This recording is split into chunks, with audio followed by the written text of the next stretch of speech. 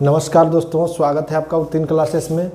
और आज हम आपको वृत्त से संबंधित जितने भी महत्वपूर्ण पॉइंट होते हैं आज हम उसके बारे में डिस्कशन करेंगे और बहुत ही आसानी से आपको इसके बारे में समझाएंगे। और वीडियो को अंत तक ज़रूर देखिएगा, क्योंकि आज तक आपको जिस चीज़ में कन्फ्यूजन था वो कन्फ्यूजन मैं आज आपको दूर कर दूंगा। ठीक है, तो वीडियो के अंत तक जरूर जुड़े रहें ताकि आपका जितना भी बेसिक सवाल है जिसको जाने बिना आप वृत्त से जुड़े प्रश्न को हल करने में आपको कठिनाई होती है, वो कठिनाई फिर ये वीडियो के बाद आपको नहीं होने वाला है।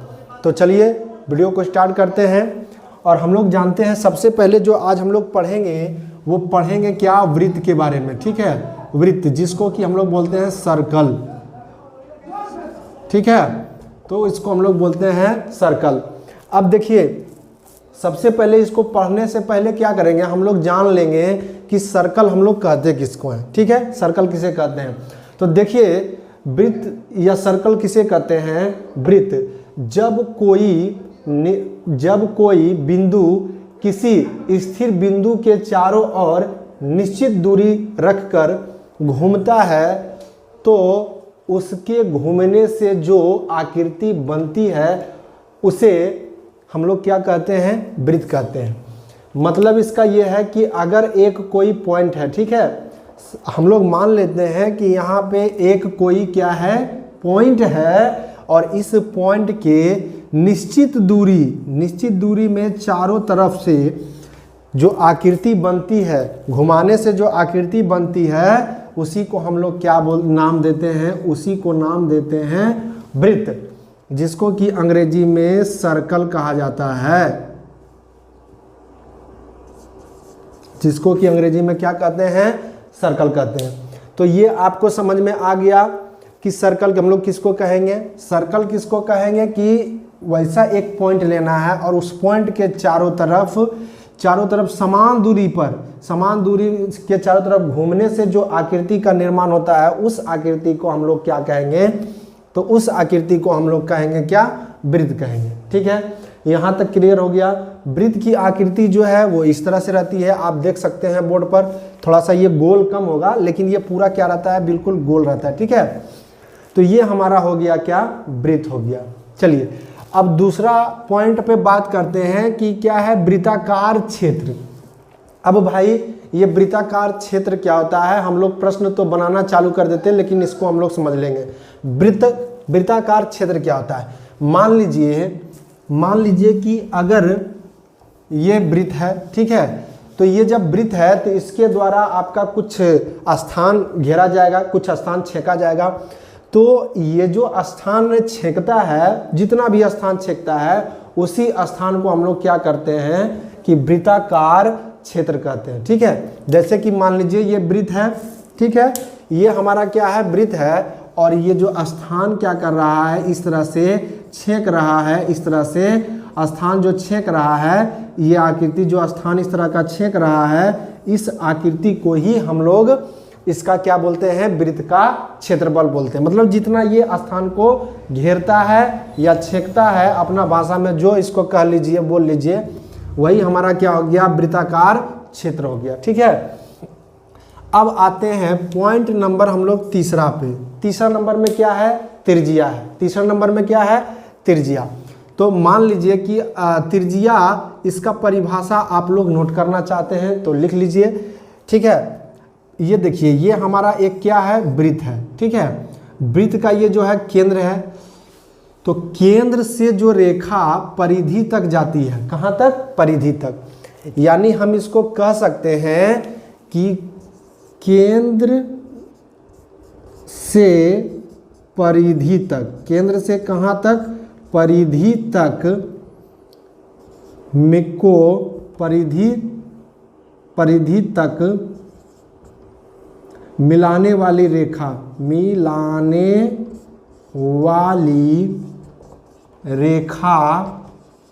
को हम लोग क्या कहते हैं, हम लोग इसको त्रिज्या कहते हैं। इसको क्या कहते हैं, तो इसको हम लोग त्रिज्या कहते हैं। मतलब सिंपल सा ये है कि अगर केंद्र है ये और यहाँ से हम खींच के इसको यहाँ तक ऐसे मिला दिए, यहाँ तक ही, तो ये यहाँ से यहाँ तक जो मिला, तो इसी के बीच के दूरी को ही हम लोग क्या कहते हैं, त्रिज्या कहते हैं। और इसको हम लोग जो सूचित करते हैं वो r से, छोटी r से इसको सूचित किया जाता है। ठीक है, तो आप त्रिज्या के बारे में समझ गए कि त्रिज्या क्या होता है। ठीक है, अब हम लोग पॉइंट नंबर 4 पे चलते हैं, व्यास, कि व्यास क्या होता है। ठीक है, फिर हम एक आकृति यहाँ पे लेते हैं इस तरह का। ठीक है, इस तरह का आकृति ले लिए। अब देखिए व्यास क्या होता है कि ये बीच सेंटर है मान लिए। अब क्या है कि ये जो है बीच सेंटर से या केंद्र से गुजरने वाली रेखा को ही हम लोग क्या कहते हैं, तो हम लोग इसको बोलते हैं हिंदी में व्यास कहते हैं, जिसको कि छोटी d के द्वारा सूचित किया जाता है और अंग्रेजी में इसी को डायमीटर कहा जाता है। ठीक है, तो यहाँ पे देखिए ये हमारा जो है, हम लोग यहाँ से यहाँ क्या होता है, त्रिज्या होता है, और इधर भी त्रिज्या है, तो इसको हम लोग क्या बोल सकते हैं, 2r भी बोल सकते हैं, क्योंकि एक r यहाँ है, यहाँ से यहाँ तक। ठीक है, और एक r जो है यहाँ से यहाँ तक, तो r और r कितना r हो गया, 2r, और यही 2r को हम लोग क्या बोलते हैं, व्यास बोलते हैं। ठीक है, व्यास हो गया। उसके बाद अब आते हैं चाप पर।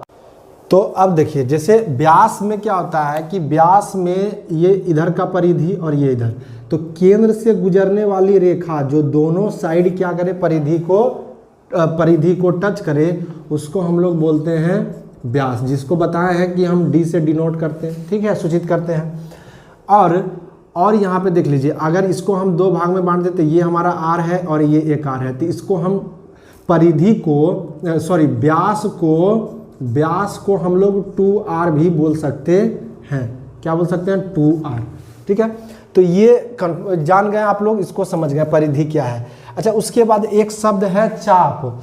तो चाप होता क्या है, चाप एक चीज देख लीजिए यहाँ पे, चाप क्या होता है, जैसे ये वाला रेखा यहाँ से ऐसे घूम के इस तरह से यहाँ तक पहुँचा, तो इसका कुछ ना कुछ लंबाई होगा, जिसको हम लोग बोलते हैं क्या, परिधि। और परिधि के टुकड़े को ही हम लोग, जैसे मान लीजिए यहाँ से बीच से काट दिए, यहाँ भी काट दिए, तो ये इस तरह का एक टुकड़ा बन गया। ठीक है, वक्र तरह का एक वक्राकार टुकड़ा बन गया।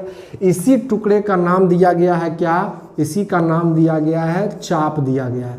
इसी का नाम क्या दिया गया है, चाप दिया गया। यानी परिधि के टुकड़े को, वक्राकार टुकड़े को क्या कहा जाता है, तो इसको हम लोग चाप कहते हैं। ठीक है, ये समझ में आ गया। अब आते हैं हम लोग चक्रीय चतुर्भुज। ठीक है, अब देखिए यहाँ पे चक्रीय चतुर्भुज क्या होता है, इसको थोड़ा सा समझ लीजिए। चक्रीय चतुर्भुज, अब चक्रीय चतुर्भुज क्या होता है कि ऐसा एक वृत्त होना चाहिए जिसका, अब इसको हम डिस्कस कर रहे हैं, चक्रीय चतुर्भुज। इस चक्रीय चतुर्भुज क्या होता है, यानी वैसा चतुर्भुज होना चाहिए, वैसा चतुर्भुज जिसका कि सभी शीर्ष जो है वो किसी वृत्त के परिधि से क्या करे, टच करे, तो उसको हम लोग बोलेंगे क्या, चक्रीय चतुर्भुज बोलेंगे। जैसे में फिगर में आप देख लीजिए, जैसे मान लीजिए एक यहाँ पे हम चतुर्भुज इसके अंदर क्या करते हैं, बनाते हैं इस तरह का। ठीक है, ये सीधा सीधा तो पूरा नहीं बना होगा, ठीक है, लेकिन ये बिल्कुल सीधा रहता है। अब इस वृत्त के अंदर देखिए एक क्या बना हुआ है, चतुर्भुज बना हुआ है, और इस चतुर्भुज का जो शीर्ष है, देखिए सभी शीर्ष जो है वो कहाँ पे टच कर रहा है, तो परिधि को टच कर रहा है। तो जब परिधि को टच करेगा तो इसीलिए हम इसको बोलते हैं क्या, तो चक्रीय चतुर्भुज बोलते हैं। इसको क्या बोलते हैं, इसको हम लोग बोलते हैं चक्रीय चतुर्भुज। क्या बोलते हैं इसको, चक्रीय चतुर्भुज। यानी वैसा चतुर्भुज जिसका चारों शीर्ष जो है वो किसी वृत्त के परिधि पर हो, या किसी वृत्त के परिधि को स्पर्श करे या उसको टच करे, उसको हम लोग बोलेंगे वैसे आकृति को चक्रीय चतुर्भुज। ठीक है, उसके बाद एक आता है आपका परिधि। ठीक है, परिधि। अब ये परिधि क्या होता है भाई, वृत्त का, बहुत ही आसान है। ये देखिए इस तरह का जो आकृति होता है, इसको हम लोग जानते हैं कि इसको हम लोग बोलते हैं वृत्त। ठीक है, अगर मान लिया जाए कि हम इसको बीच से कैंची से यहाँ क्या किए, यहाँ पे किसी भी जगह यहीं मान लिए कट कर दिए। तो कट करने के बाद ये लंबा करेंगे, इसको खींच के इस तरह से सीधा हो जाएगा। ठीक है, मान लीजिए कोई तार का टुकड़ा है, इस तरह से गोल है, उसको काट दिए, तो उसको काट के सीधा जब करेंगे तो उसका कुछ ना कुछ लंबाई होगा ना। तो उसी लंबाई को ही हम लोग क्या बोलते हैं, परिधि। उसी लंबाई को क्या बोलते हैं हम लोग, परिधि। मतलब मान लीजिए कि यहाँ पे अगर कोई व्यक्ति खड़ा है और यहाँ से इधर चलना चालू किया और इधर से ये चलते हुए धीरे धीरे धीरे फिर इसी स्थान पर पहुँच गया, तो ये जो टोटल जो लंबाई ये तय किया या टोटल दूरी जो तय किया, उसी को हम लोग परिधि के नाम से जानते हैं। ठीक है, परिधि के नाम से जानते हैं। उसके बाद है एक आपका केंद्र। ठीक है, अब केंद्र के बारे में चर्चा कर लेते हैं। जो वृत्त होता है इसका एकदम मध्य बिंदु, ठीक है, ये मान लिए कि ये मध्य बिंदु है।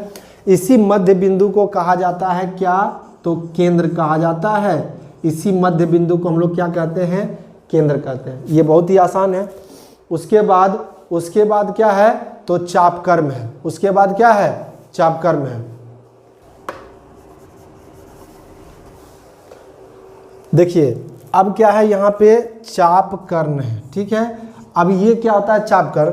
तो ये बेसिकली क्या होता है कि परिधि जो है ना, परिधि के किन्हीं दो बिंदुओं को मिलाने वाली रेखा। मान लीजिए एक बिंदु यहाँ है और एक बिंदु यहाँ है, और इन दोनों बिंदुओं को हम ऐसे खींच के क्या किए, मिला दिए। और इसी को हम लोग बोलते हैं क्या, चापकर्ण। क्या बोलते हैं इसको, चापकर्ण। यानी परिधि के किन्हीं दो बिंदुओं को मिलाने वाली रेखा को ही हम लोग चापकर्ण बोलते हैं। ठीक है, उसके बाद आता है हमारा एक अर्धवृत्त।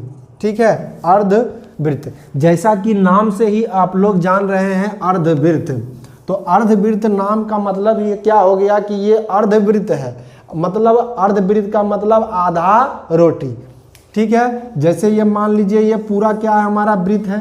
ठीक है, तो जब वृत्त भी, और आप लोग रोटी तो हम लोग खाते ही हैं सब कोई, तो रोटी का भी आकार कैसा होता है, गोल होता है, वो वृत्त की तरह होता है। ठीक है, तो हम लोग जब रोटी खाते हैं तो उसको बीच से ऐसे मोड़ के और उसके बाद तोड़ देते हैं।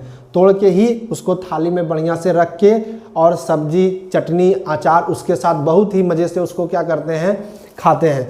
तो उसी तरह अगर हम यहाँ पे बीच से इसको ऐसे तोड़ देंगे, ठीक है, तो बीच से तोड़ देंगे तो ये जो हमारा क्षेत्र निकल के आया, ये हमारा जो है वो क्या कहलाता है, ये हमारा कहलाता है, ये जो आप आकृति देख रहे हैं यही आकृति हमारा कहलाता है अर्धवृत्त। कैसा वृत्त, तो अर्धवृत्त। ये हमारा यहाँ पे देख रहे हैं पूरा वृत्त, और ये क्या है, आधा वृत्त। तो आशा करते हैं कि आपको ये भी समझ में आ गया कि आधा वृत्त किसको कहते हैं। ठीक है, उसके बाद आता है एक हमारा वृत्तखंड। क्या आता है, हमारा वृत्तखंड। ठीक है, तो अब ये वृत्तखंड को भी देख लेते हैं। देखिए, तो उसके बाद क्या है, हमारा वृत्तखंड है। तो वृत्तखंड क्या होता है कि हम लोग जानते हैं कि ये जो है हमारा क्या है, ये हमारा है वृत्त। ठीक है, ये हमारा क्या है, वृत्त है। और अभी हम कर्ण के बारे में बताए थे। अगर मान लीजिए कोई रेखा हम खींच के इधर से इधर मिला दिए, अब ये देखिए ये दो भाग में बट गया। ये कितने भाग में बट गया, दो भाग में। एक भाग हमारा इधर है, दूसरा भाग हमारा इधर है। ये इसको ए मानते हैं, इसको बी। अब देखिए, तो जब रेखा खींचे मतलब यहाँ से यहाँ तक, तो ये क्या हुआ, वृत्त जो है वो दो भाग में बट गया। तो दो भाग में जब ये बट गया तो इसी को हम लोग नाम देते हैं क्या, तो वृत्तखंड बोलते हैं इसको। इसी को हम लोग क्या बोलते हैं, वृत्तखंड। यानी वृत्त को दो टुकड़ों में बांट देना ही वृत्तखंड कहलाते हैं। अब इसमें ऐसा नहीं है कि दोनों टुकड़ा बराबर होना चाहिए, ऐसा नहीं है, बराबर नहीं होगा, छोटा बड़ा होगा। ठीक है, छोटा बड़ा, क्योंकि अगर बराबर होगा तो वो बन जाए, अगर दोनों टुकड़ा अगर आधा आधा होता है तो वो हमारा बन जाएगा अर्धवृत्त। तो जब ये वृत्तखंड जो होता है वो एक टुकड़ा छोटा होता है और एक टुकड़ा क्या होता है, आपका बड़ा होता है।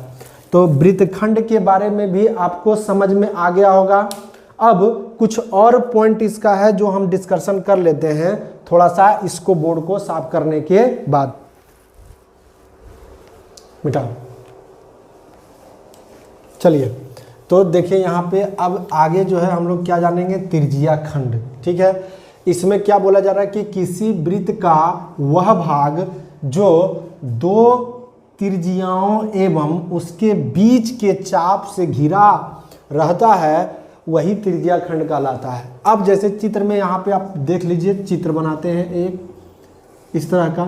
ठीक है, यहाँ पे क्या बोला कि दो त्रिज्या, तो एक त्रिज्या हम यहाँ से ऐसे खींचते हैं, एक त्रिज्या हम इधर से ऐसे खींचते हैं, तो इसके बीच में जो स्थान ये जो बच रहा है, ये जो स्थान क्षेत्र जो बना, ये जो टुकड़ा बना, अगर इसको हम ऐसे बाहर निकाल देते हैं तो ये टुकड़ा कुछ इस तरह का हो जाएगा। इसी टुकड़े को हम लोग बोलते क्या है, त्रिज्या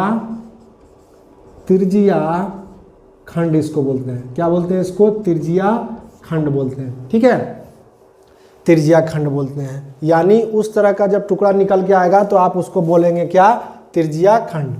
फिर तीसरा क्या है, इसके आगे फिर क्या है कि वृत्त की स्पर्श रेखा। स्पर्श रेखा जब भी बोलेगा तो मान लीजिए ये एक वृत्त है और वृत्त की स्पर्श रेखा, मान लीजिए यहाँ से कोई रेखा इस तरह से ऐसे स्पर्श करके यहाँ से निकल रही है, तो इस तरह के रेखा को हम लोग बोलते हैं स्पर्श रेखा। और ध्यान रखिएगा कि स्पर्श रेखा जो है वो वृत्त के एक ही बिंदु को स्पर्श करती है। कितने बिंदु को, एक ही बिंदु को स्पर्श करती है। कभी कभी प्रश्न में ये पूछ सकता है, तो एक ही रेखा। अच्छा, वृत्त की स्पर्श रेखा हो गया, इसमें देख लीजिए इसका परिभाषा, वैसी रेखा जो वृत्त की परिधि पर स्थित एक बिंदु को स्पर्श करती है उसको हम लोग स्पर्श रेखा कहते हैं, यह कहलाता है। तो ये एक बिंदु पर स्पर्श करेगा तो उसको हम लोग बोलेंगे स्पर्श रेखा। ठीक है, उसके बाद क्या है, लंब केंद्र। ये क्या है, वह बिंदु जिससे त्रिभुज के शीर्षों से खींचे गए लंब गुजरते हैं उसको हम लोग क्या कहते हैं, लंब केंद्र कहते हैं। ठीक है, वह बिंदु जिससे त्रिभुज के शीर्षों से खींचे गए लंब गुजरते हैं उसको हम लोग क्या कहते हैं, तो लंब केंद्र कहते हैं। आगे देखिए, गुरुत्व केंद्र क्या है, त्रिभुज के बीच की वह बिंदु जो तीनों मध्यिकाओं, जहां से तीनों मध्यिकाएं क्या होती है, गुजरती है। इसको थोड़ा सा चित्र में समझ लीजिए, ये इंपॉर्टेंट ज़्यादा है। ठीक है, मध्यिका क्या होता है कि जैसे ये एक त्रिभुज है, एक रेखा हम इधर से खींचे, एक इधर से खींचे और एक यहाँ से ऐसे खींचे, तो ये जो बीच वाला जो पॉइंट है इसी को हम लोग बोलते हैं गुरुत्व केंद्र बोलते हैं। ठीक है, इसी को हम लोग गुरुत्व केंद्र बोलते हैं। एक है उभयनिष्ठ स्पर्श रेखा। इसमें क्या रहा, वह सरल रेखा जो दो या दो से अधिक वृत्तों को स्पर्श करता है। मान लीजिए एक वृत्त इधर से है और एक वृत्त इधर से है, बीच में एक रेखा है और ये रेखा जो है इधर के वृत्त को भी स्पर्श कर रहा है और इधर भी कर रहा है, तो इस रेखा को ही हम लोग बोलते हैं क्या, उभयनिष्ठ रेखा बोलते हैं। यानी एक वृत्त इधर है, एक वृत्त इधर है और बीच में एक कोई रेखा है, कॉमन लाइन, तो ये जो है दोनों वृत्त में टच कर रहा है, इधर भी और इधर भी, इसीलिए इसको बोलेंगे क्या, इसको हम लोग बोलेंगे उभयनिष्ठ रेखा। तो चलिए आज का बेसिक क्लास यहीं रखते हैं, मिलेंगे अगले वीडियो में। और यहाँ तक अगर आप वीडियो को देख लिए हैं तो मेरे चैनल को सब्सक्राइब और इस वीडियो को ज़्यादा से ज़्यादा अपने दोस्तों तक शेयर कीजिए। मिलते हैं नेक्स्ट वीडियो में। Thanks for watching this video.